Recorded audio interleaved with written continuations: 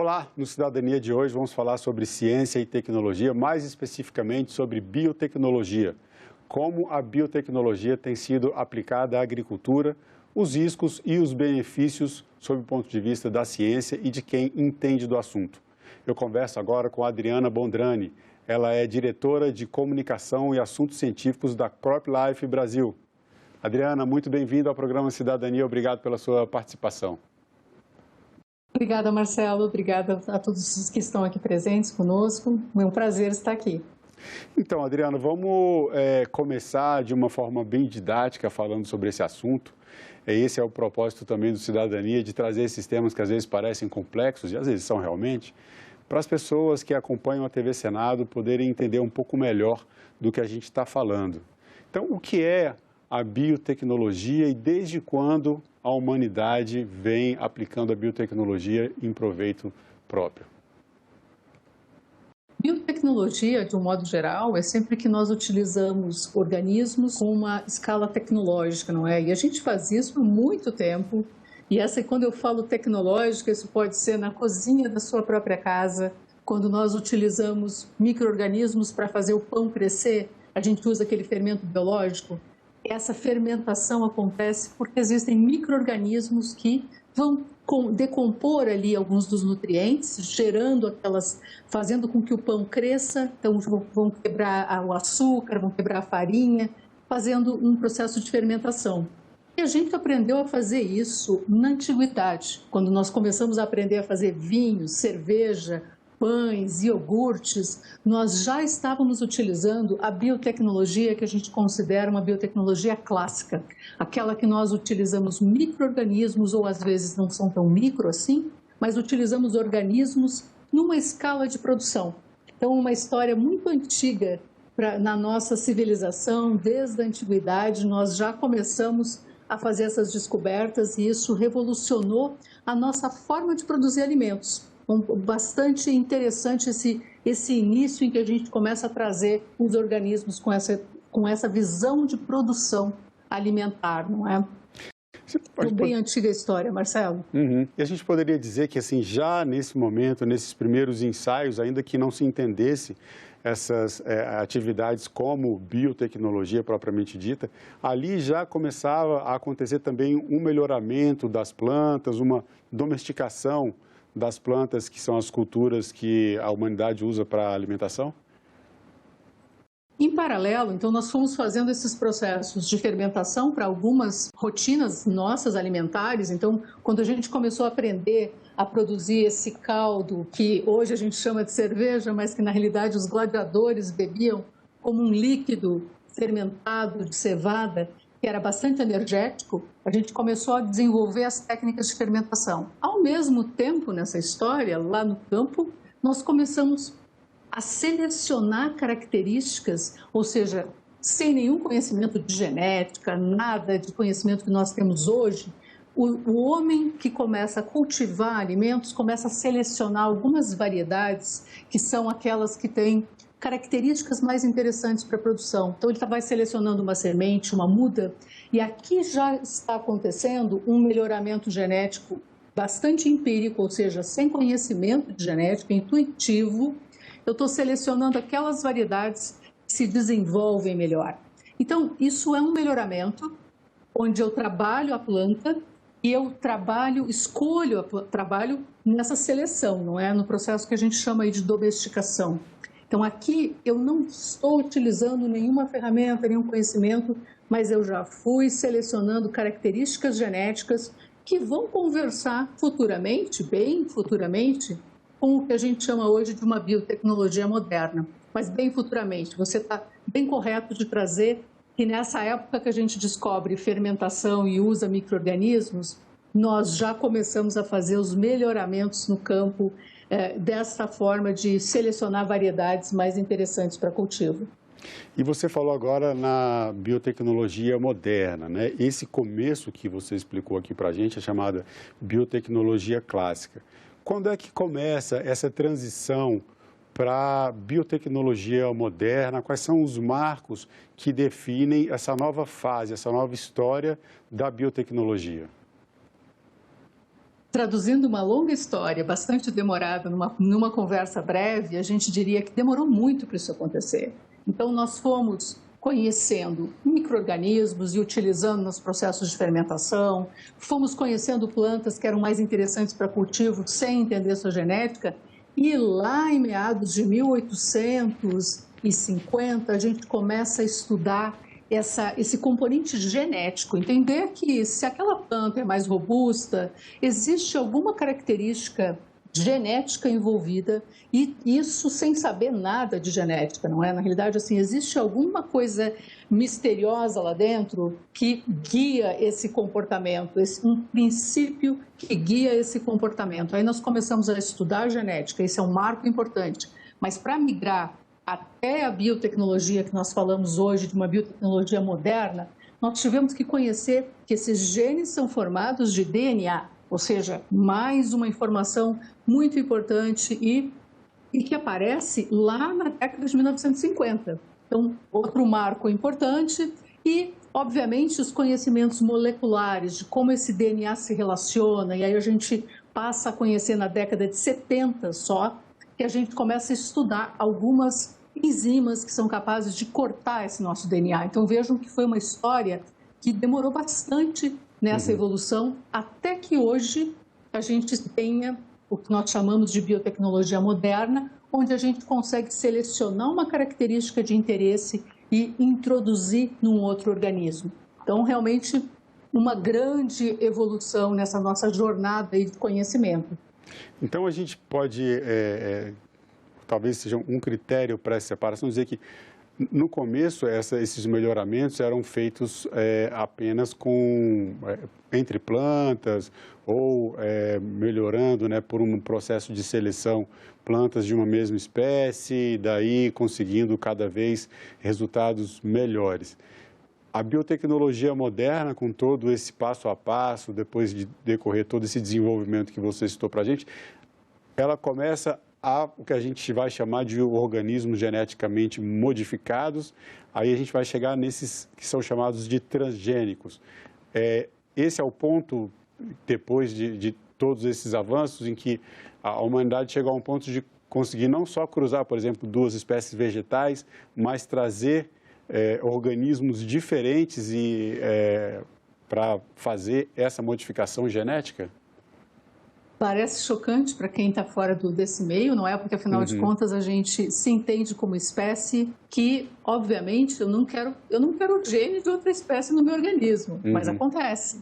Acontece espontaneamente. Quando a gente tem uma gripe, a gente recebe alguns genes de vírus que comandam as nossas células nesse período, com algumas das nossas interações, e na natureza não é diferente. Então, existem trocas de genes espontaneamente. O que a gente passou a fazer com biotecnologia foi de selecionar alguma característica de interesse e de procurar levar só aquela característica. Porque na hora que a gente está falando de melhoramento clássico, que é esse de cruzamentos entre indivíduos, nem sempre nasce algo que a gente tem interesse. E a gente percebe muito claramente isso quando eu estou cruzando espécies, plantas, vegetais. Na questão também de produção animal, também acontece isso. Então, eu transfiro uma característica, muito bem colocado por você, a gente tem agora uma condição de selecionar só aquela característica de interesse e levar para um organismo de interesse. E o primeiro produto de biotecnologia moderna não tem nada a ver com a agricultura. É um medicamento, a insulina, que nós utilizamos para o tratamento de diabéticos, onde a gente isola um gene da insulina humana de células humanas, então nossas células, e transfere para uma bactéria. Essa bactéria passa a produzir aquele hormônio, é extraído de dentro da solução onde vivem as bactérias e se desenvolve o medicamento que nós temos hoje, que é amplamente utilizado para o tratamento de diabético, a insulina. Então, esse foi o primeiro produto na década de 80. Então, vejam, a gente estava falando nessa história longa de marcos, década de 50, 70, e só em 80 a gente vai desenvolver o primeiro produto de biotecnologia, que é para a saúde humana. E aí, quando é que começa essa parte de produção dos alimentos chamados transgênicos? Quando a biotecnologia chegou, de fato, na agricultura e iniciou a produção e quais os primeiros impactos, né? O que trouxe de positivo essas primeiras experiências, os primeiros alimentos desenvolvidos a partir da biotecnologia?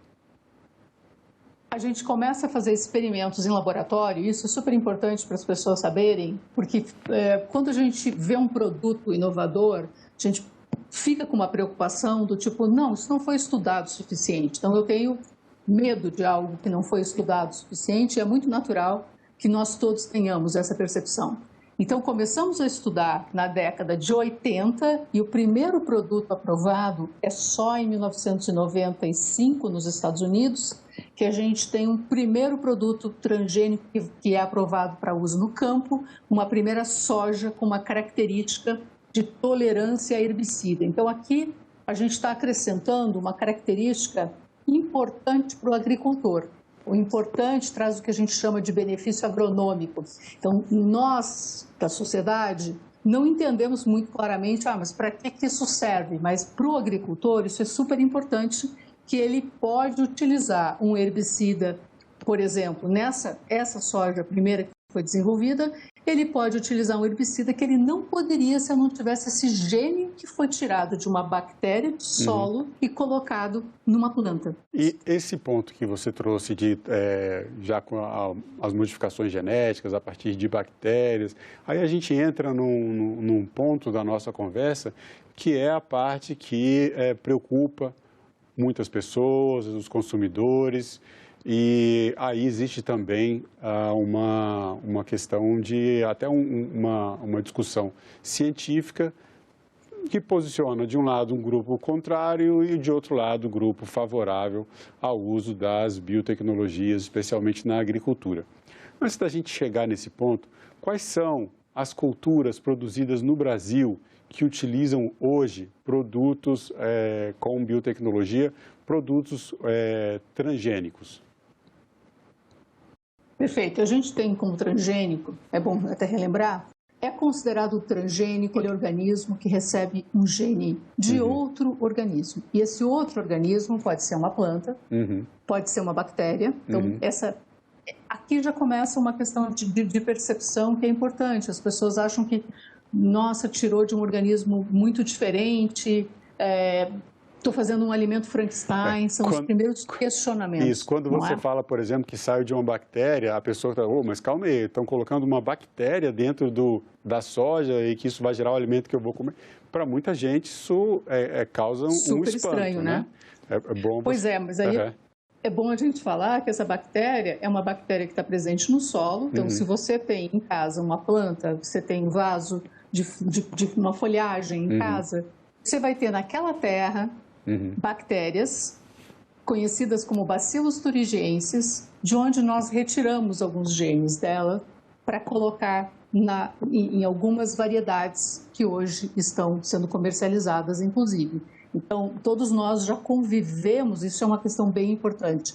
Nós temos um convívio com esse organismo, então ninguém está tirando de uma bactéria nova, de pouco convívio. Essa mesma bactéria é utilizada na agricultura orgânica para que a gente faça pulverização das lavouras. Então, há um convívio grande com esse organismo e isso é muito calculado para que a gente evite realmente alguns riscos potenciais da introdução de genes que são novos naquele organismo. Então, aqui existe uma questão de precaução muito grande embutida em todos os processos. E aí, respondendo a sua pergunta, o que a gente cultiva no Brasil que é transgênico? A gente vem cultivando, então, desde 1998, aprovamos primeiramente uma soja, então soja, milho, algodão. Em 2011, nós tivemos a aprovação do primeiro feijão transgênico no mundo, aqui no Brasil, desenvolvido pela Embrapa. Então, temos feijão, temos eucalipto, cana-de-açúcar, são os nossos principais produtos. Aprovamos também mosquito contra dengue, mas falando assim desse contexto de agricultura, de agronomia, esses são os produtos que nós estamos cultivando. Nós não temos outros produtos, isso também é importante, que as pessoas acham que tudo é transgênico. Não, são essas as principais culturas. Agora vamos falar sobre essa questão dos riscos que são associados à produção transgênica na agricultura. Existem 3 aspectos aqui que a gente pode tratar: o aspecto social, o aspecto ambiental e o aspecto da saúde humana. Começando pela questão da saúde. Há pesquisas, há cientistas que defendem a ideia de que os transgênicos eles podem levar elementos alergênicos, aqueles que provocam alergia, a alimentos que uma pessoa que tenha determinada alergia a um tipo de alimento, sim, ela não teria reação alérgica a um alimento. Vou colocar como hipótese, apenas hipótese, por exemplo, a pessoa vai comer um milho transgênico. Ela não teria nenhuma alergia ali, mas por uma modificação genética, aquele alimento, qualquer que seja, recebe um DNA, uma parte, assim, um gene de uma outra substância, de um outro alimento, de outro indivíduo, como vocês chamam, e isso pode gerar um tipo de reação alérgica nessas pessoas, né? Outro ponto também ainda sobre a saúde humana é a questão das toxinas. Como você enxerga essa questão e qual é o seu ponto de vista sobre esse assunto? Legal, porque o que é importante a gente dizer? Quando a gente fala da questão de biossegurança, significa que cada produto desenvolvido precisa passar por análise de biossegurança, análise de risco. O que isso quer dizer, em outras palavras? A gente, na hora que introduz um gene no organismo, precisa, numa célula, porque primeiro é um pequeno embrião, eu preciso mostrar onde ele entra naquela célula, com o que ele interage, quais são os riscos todos potenciais. Eu preciso demonstrar fazendo estudos independentes. Por isso que demora horrores para desenvolver um produto desses. A gente fala que um produto, uma soja dessas, ela leva em torno de 12 anos para ela ser desenvolvida e aprovada para ser comercializada. Esse tempo todo envolve não só a questão de se trabalhar em laboratório, fazendo os testes a campo, mas todas as análises de biossegurança. E aí você traz o aspecto da alergia, por exemplo, que realmente é uma preocupação muito legítima, porque afinal, se eu tivesse... a gente sabe que tem um percentual na população de pessoas que são alérgicas a frutos do mar. Se de repente eu tirar um gene de um camarão e colocar numa planta, eu vou expor pessoas a um risco muito maior alergênico. É correto, completamente correto essa lógica. E essa lógica é justamente a que é levada no momento de introduzir o gene. Uma das primeiras perguntas que a gente precisa responder é: tem alguma semelhança no momento que eu vou expressar as características desse gene? Porque gene só vira alguma coisa quando a gente expressa essa característica, não é? A gente produz uma proteína, por exemplo. Quando eu vou expressar essa característica, eu estou produzindo algo que tem um potencial alergênico. E por que a gente sabe disso? Porque as proteínas que causam alergia na espécie humana, nos animais também, porque nas rações a gente também precisa desse monitoramento, elas já foram todas caracterizadas. Então, alguns testes iniciais que são feitos são justamente para responder essa pergunta, porque seria extremamente nocivo desenvolver uma tecnologia que vai causar alergia nas pessoas. E a gente tem mais de 25 anos de uso desses produtos e não tem nenhum caso reportado em relação a causa e de efeito com a ingestão de um produto transgênico que tenha causado um efeito alergênico em alguém. Para a gente avançar nos outros 2 pontos, né? Claro. A questão ambiental tem alguns pontos também. Uma delas é isso, a gente tem, né, como você colocou aqui, o desenvolvimento de plantas que elas são resistentes a alguns herbicidas. Isso permite que o uso, às vezes, seja controlado, então que a aplicação de um herbicida ele vai atingir aquelas ervas daninhas, as pragas dentro de uma cultura, sem danificar a cultura que está sendo produzida ali, a soja, o milho ou o algodão, por exemplo. Esse é um dos pontos da questão ambiental. Isso, 2 pontos aqui, né? essa aplicação, né, já que a planta é mais resistente, ela é resistente, mas ela recebe a aplicação e ela pode conduzir esse herbicida depois dentro do alimento. Mas há um outro ponto que alguns cientistas afirmam que essas ervas daninhas que não são resistentes, elas em contato com essas plantas geneticamente modificadas, com o passar do tempo, elas podem se adaptar ou, às vezes, até no campo ali, na natureza mesmo, haver algum tipo de cruzamento genético entre elas e, com isso, começar o surgimento de ervas daninhas, outras pragas, super resistentes à aplicação de herbicidas, que aí poderia ser um problema ambiental, né? Ou até a perda da biodiversidade. Como esses pontos são vistos do ponto de vista do desenvolvimento da biotecnologia na agricultura?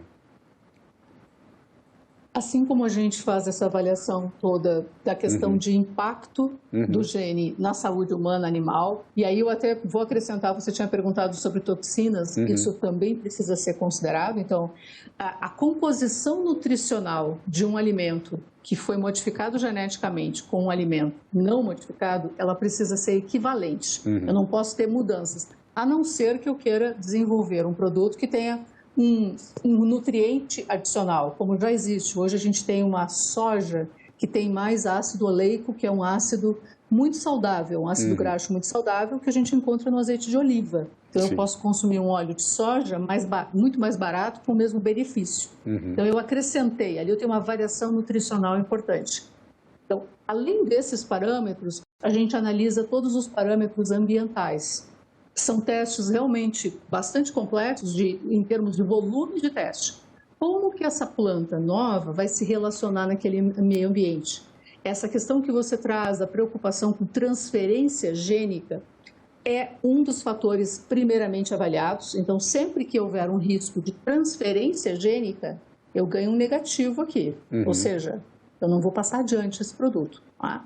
Esse produto não é interessante. E a gente já teve casos assim de produtos, de culturas que tinham uma tendência maior a fazer transferência gênica entre si, independente de ser transgênico, mas em virtude dessa ameaça, desse risco, ela não foi desenvolvida. O desenvolvimento não foi levado adiante para que a gente tivesse um produto comercial. Então, quando eu tenho um produto comercial, ele passou por esses testes mostrando que essa compatibilidade com o meio se manteve como se fosse o convencional. Inclusive de como ela se relaciona com os insetos não alvo. E aí, respondendo a sua pergunta sobre tolerância herbicida ou resistência, como também é chamada, e aí eu acho interessante de falar uma característica muito importante que a gente utiliza, que é a resistência a insetos. Assim como a gente fala de tolerância herbicida, existe uma outra característica que é justamente retirada lá da bactéria de solo que eu mencionei, do Bacillus thuringiensis, que é resistência a inseto. Ou seja, eu introduzi um gene ali, ou mais de um gene, que confere àquela planta uma característica de ser resistente a uma determinada praga da lavoura. O que eu teria que utilizar se eu não tivesse esse gene? Aplicar inseticida. Então, aqui, o que os produtores reconhecem como um valor da tecnologia é que eu utilizo menos inseticida, porque eu já tenho uma planta que, quando a lagarta vai morder aquela planta, ela morre. Ela morre, e interessante, é altamente específica para a lagarta, para a lagarta daquela praga. Então, eu tenho aqui uma característica de resistência que é utilizada no campo. E você me perguntou, mas com o tempo, será que essa lagarta não fica resistente? A gente tem super lagartas no campo? Esse é um processo biológico que acontece em todo o sistema biológico. Então, com o tempo, eu posso ter lagartas resistentes, assim como eu posso ter plantas daninhas que seriam controladas por herbicidas resistentes, sim, seja transgênico, seja convencional, seja agricultura orgânica. É um desenvolvimento que vai acontecer mesmo que naturalmente. Que vai acontecer, independente da transgenia. Do mesmo jeito que acontece no nosso corpo, quando a gente usa um antibiótico frequentemente, nós matamos as bactérias sensíveis e nós temos ali as sobreviventes que são muito mais resistentes. E aí, o que a gente precisa fazer? trocar, não é? Trocar de antibiótico. E desenvolver os novos medicamentos também. Né? Os novos medicamentos. Então, no campo não é diferente isso.